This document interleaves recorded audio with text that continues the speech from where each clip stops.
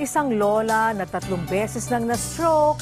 Ito po ang inilapit sa atin na isang residente sa Occidental Mindoro.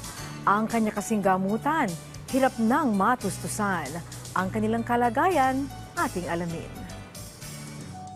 Ako si Christy Maria Sanchez, 37 taong gulang.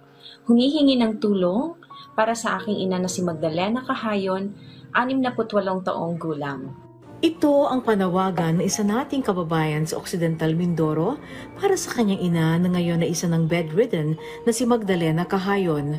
Kwento niya sa ating programa, unang na-stroke ang kanyang nanay noong 2018. Kwento pa niya, bigla na lamang nahilo ang kanyang ina dahilan para isugod siya sa ospital.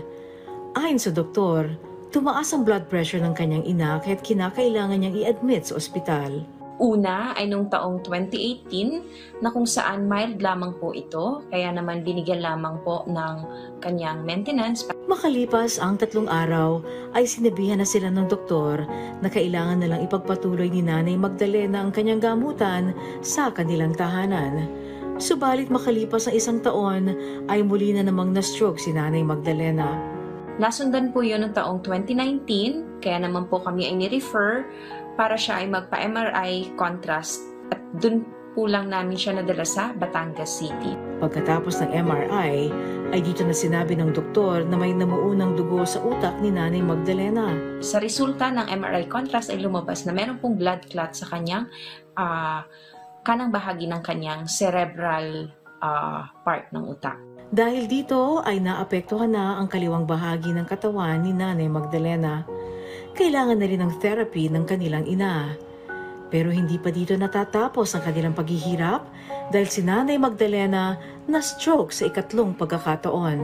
Sa hindi inaasahang pangyayari ay napangatluhan po, habang siya ay nagdidilig ng halaman, siya na lang po ay biglang napatumba sa kabilang tabi. Ngunit sa pagkakataong ito ay naparalisa na ang kaliwang bahagi ng katawan ni Nanay Magdalena. Kaya po siya ay aming isinugod sa pinakamalapit na ospital at doon nga po ang pinaka-worst condition na naranasan niya.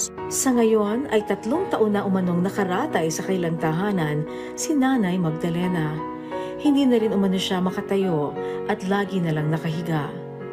Kahit nananawagan sila ng tulong sa Malasakit at Work para maipagpatuloy pa nila ang gamutan ni Nanay Magdalena. Kaya naman po, ako ay humihingi ng tulong sa mga makakapakinig, makakapanood dito sa programang ito, itong videong ito, para po sa aking ina. Ang anumang tulong na inyong maipapaabot ay taus-puso ko pong pinasasalamatan. Kanina po ay tinawagan na po natin ng Malasakit at Work si Congressman Rodolfo Ordanes mula po sa Senior Citizens Party List para po ilapit ang problema ni Nanay Magdalena. At ayon po sa kanya ay magpapaabot siya ng pinansyal na tulong para kay Nanay Magdalena para sa kanyang gamutan. Hindi lamang po niya masagot ngayon ang ating tawag dahil siya po ay nasa isang committee hearing sa Kamara. Pero gayunpaman ay nagpapasalamat na po tayo kay Congressman Ordanes sa magiging tulong niya kay Nanay Magdalena. At sa mga nais pong dumulog sa ating programa, maaari po kayo magpadala niyong mensahe sa ating official Facebook page na PTV Malasakit at Work. Maaari kayong mag-message sa PTV malasakit@work@gmail.com. Muli, ang tunay na malasakit ay laging at work.